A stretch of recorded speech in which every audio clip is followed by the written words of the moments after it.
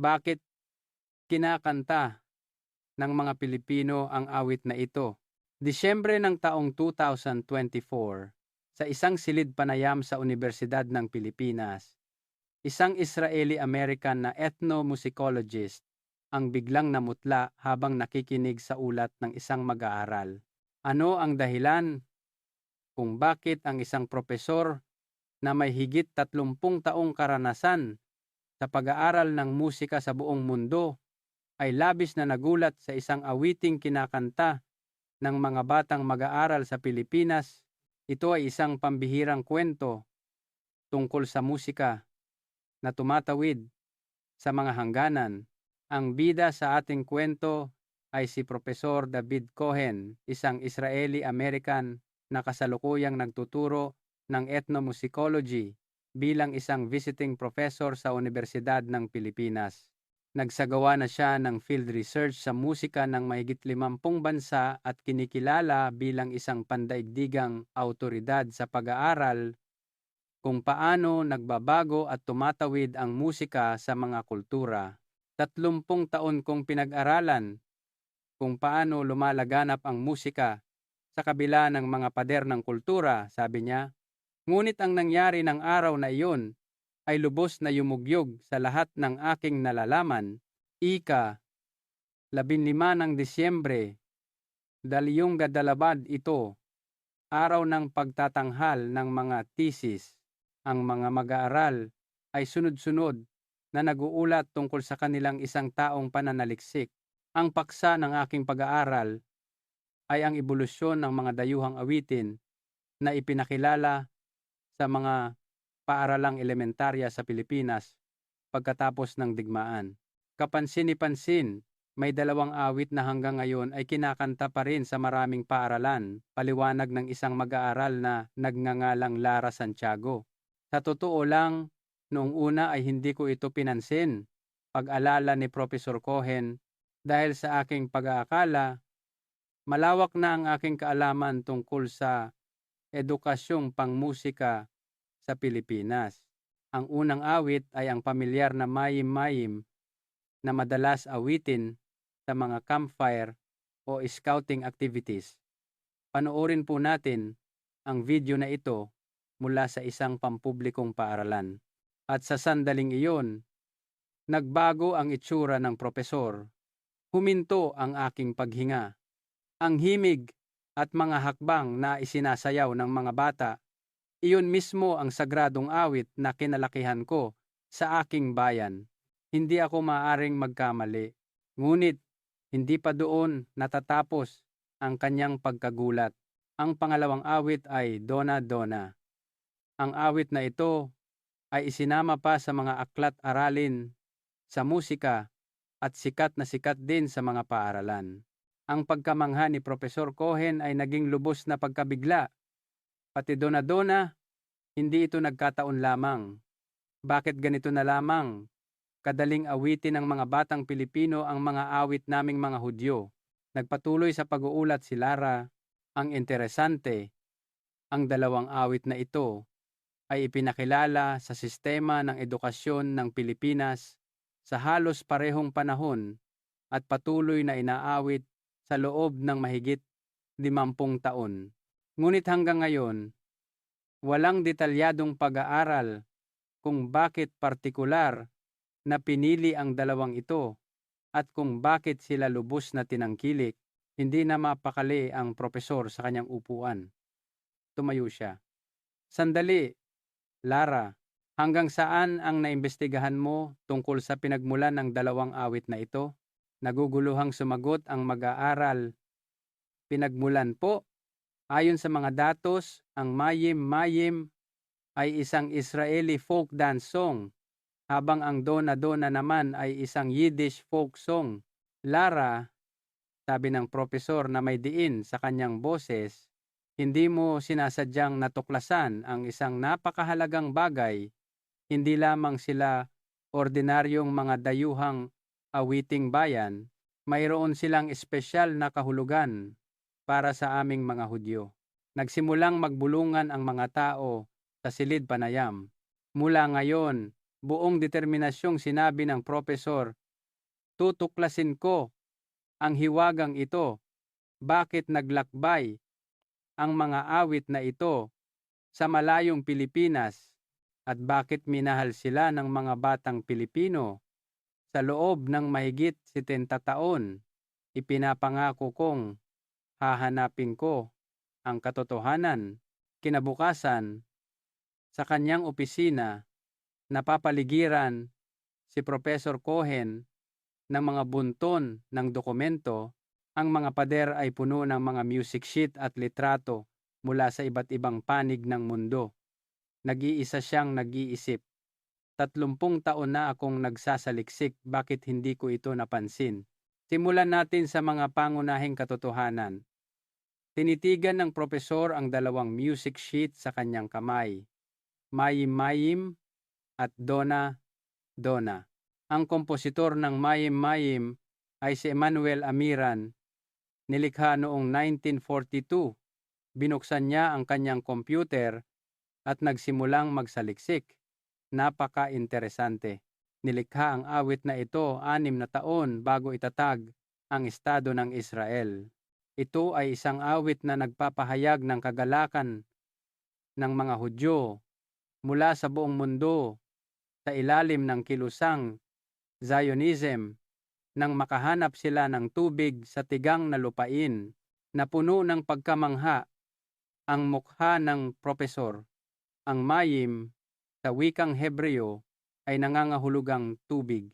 Ang liriko ay direktang kinuha mula sa lumang tipan sa aklat ni Isayas. Kayo'y iigib ng tubig na may kagalakan sa mga bukal ng kaligtasan. Ito ay hindi lamang isang awiting bayan, kundi isang sagradong himno na may kahulugang panrelihiyon. May natuklasan pa siyang karagdagang impormasyon. Ang sayaw ay idinisenyo ni Else Dublon noong 1937 na ginagaya ang pagtitipon ng mga taga-nayon matapos makahukay ng balon. Ito ay isang uri ng sayaw na hora na isinasagawa sa paligid ng pinagkukunan ng tubig. Ipinakita sa screen ang mga tradisyonal na mananayaw ng hora sa Israel. Ibig sabihin ba nito, ang sayaw na ginagawa ng mga batang Pilipino sa kanilang mga campfire ay sa katunayan isang ritual na panrelihiyon upang magpahayag ng kagalakan at pasasalamat sa Diyos sa isang bagong lupain?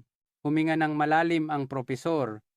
Sa Pilipinas, bagamat kinakanta ito sa orihinal na wikang Hebreo, marahil ay iilan lamang, kung mayroon man, ang nakauunawa sa kahulugan nitong panrelihiyon. Ito ay ipinakilala bilang isang masayang pampangkat na gawain. Sunod niyang inimbestigahan ang Dona Dona, ang orihinal na komposisyon na nilikha noong 1938 ay isang awit sa wikang Yiddish na pinamagatang Dana Dana. Ang kompositor ay si Sholom Secunda at ang nagsulat ng liriko ay si Aaron Zeitlin. Naging seryoso ang ekspresyon ng propesor. 1938.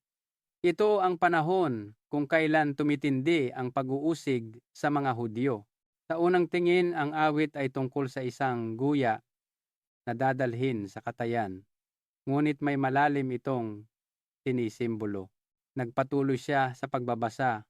Ang paghahambing sa pagitan ng guyang walang pagpipilian, kundi sumuko sa tadhana at ng malayang-layang-layang ay sumasagisag sa trahedya ng isang lahi na napilitang harapin ang kanilang kapalaran. Ang Yiddish ay ang wika ng mga Hudyo sa Europa. Ipinakita sa screen ang mga larawan ng Europa noong dekada 30. Ibig sabihin, ito ay isang awit na puno ng kalungkutan na tila isang babala sa trahedya ng Holocaust na magaganap.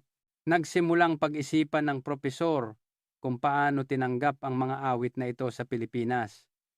Ang kakaiba, sa Pilipinas, ang mga awit na ito ay tinanggap na may ganap na naiibang kahulugan. Sa isang datos mula sa isang programang pang-edukasyon sa telebisyon noong 1965, natuklasan niyang ipinakilala ang Dona Dona sa Pilipinas bilang isang awit tungkol sa isang kaawa-awang guya na minsay ginagamit bilang material para sa values education.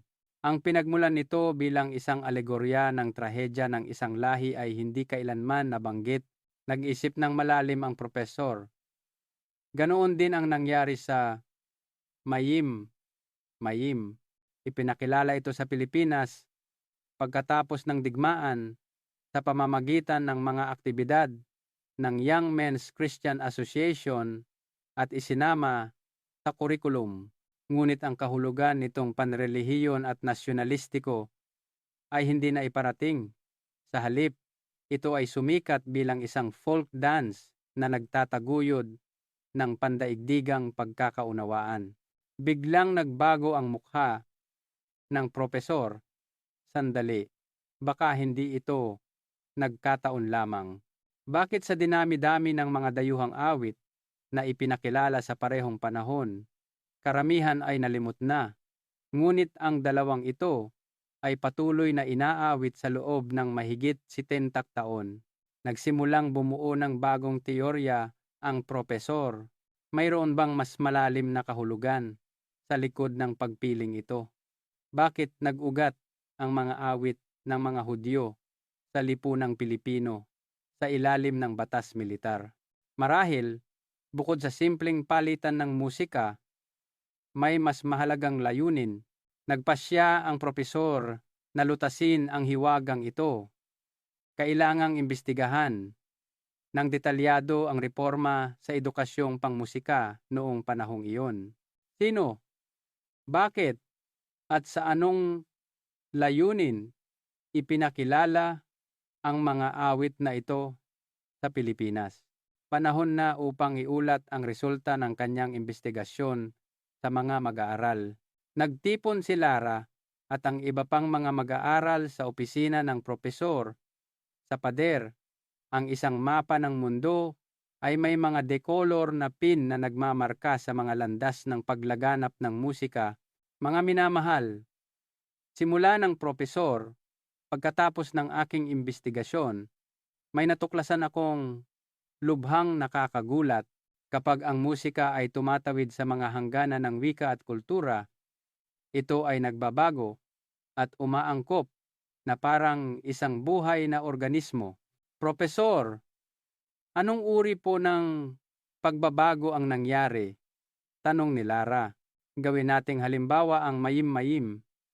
Noong 1942 sa Israel, nilikha ito bilang isang himno ng pasasalamat sa Diyos.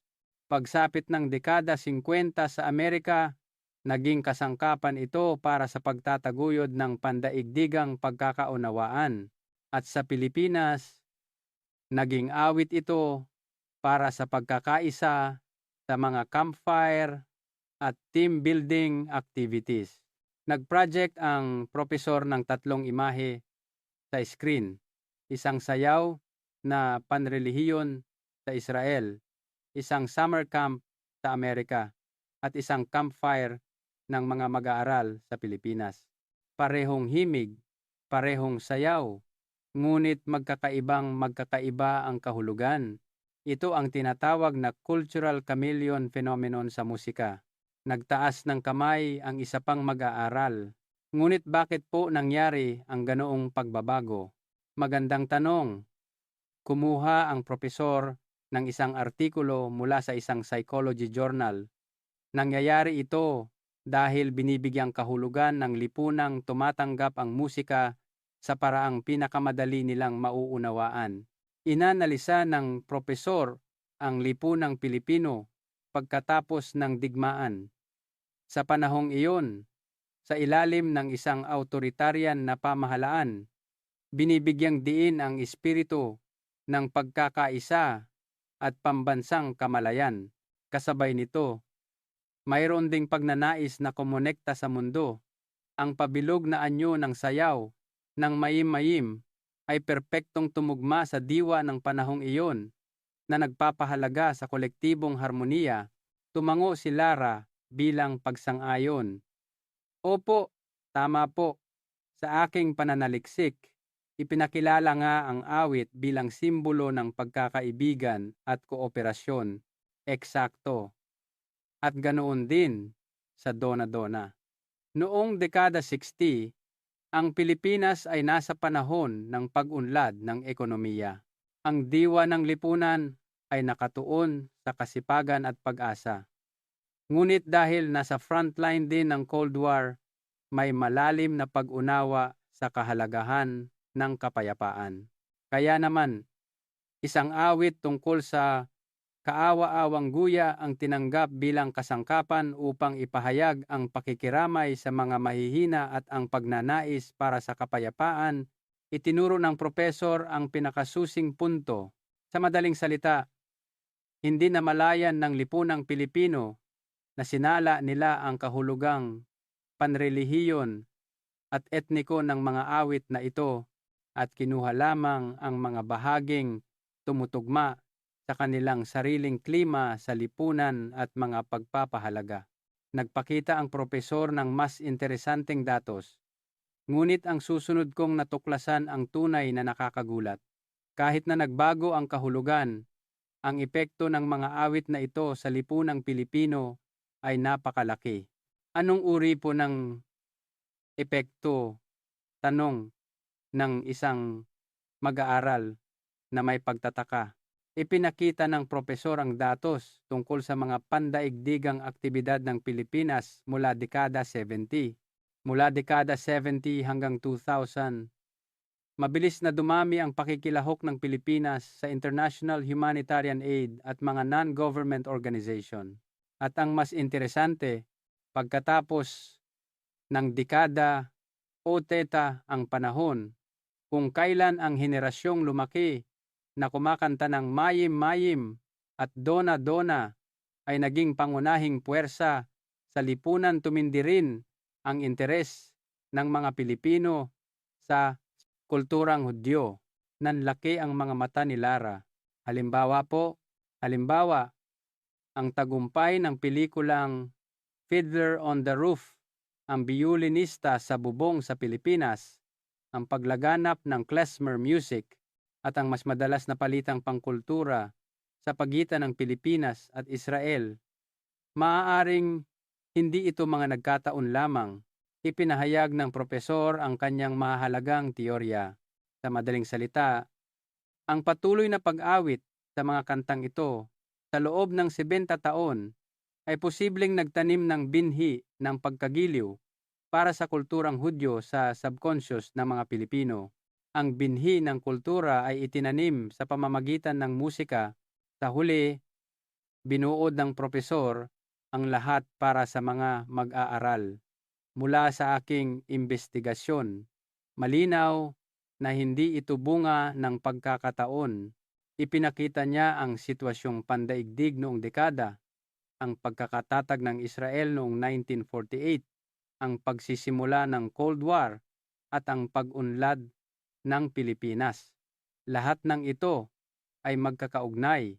Marami sa mga organisasyong Kristiyano na tumutulong sa Pilipinas noon ay may malapit na ugnayan sa komunidad ng mga Amerikanong Hudyo.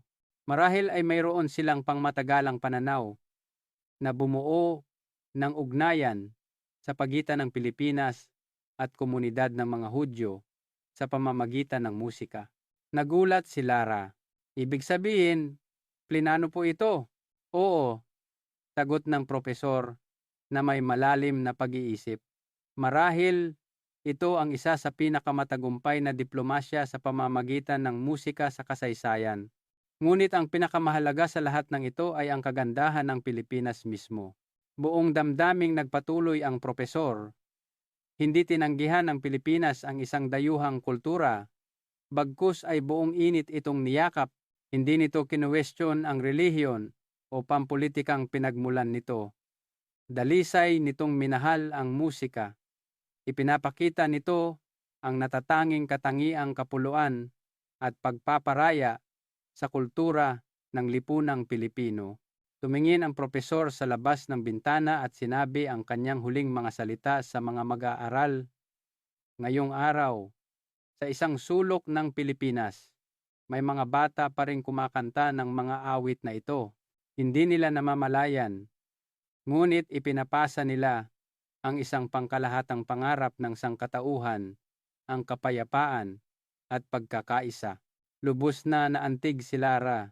Napakadakila po talaga ng kapangyarihan ng musika pagkatapos ng 30 taon ng pandaigdigang pananaliksik.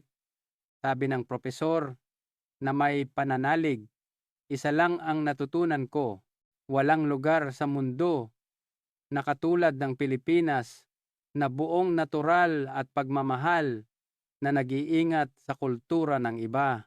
Bilang mga Pilipino, dapat ninyo itong ipagmalaki.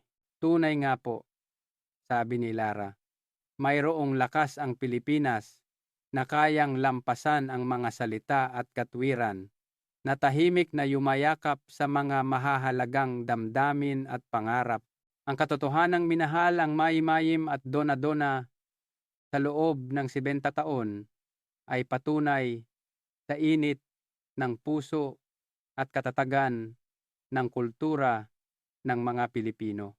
Ikaw, na nagbabasa nito, kinanta mo rin ba ang Mayim o Dona noong bata ka? Marahil, sa sandaling iyon, isang pinto patungo sa mundo ang dahan-dahang nagbukas sa iyong puso. Kung ang kwentong ito ay nagbigay sa iyo ng bagong pagkaunawa o sorpresa tungkol sa isang bagay na luma, malugod ka naming inaanyayahang ibahagi ang iyong mga alaala at damdamin. Maging ito man ay kinanta ko rin yan sa paaralan o naging mausisa rin ako tungkol sa isang dayuhang awit. Bawat komento mula sa iyo ay napakahalaga sa amin. Hanggang sa susunod na kwento.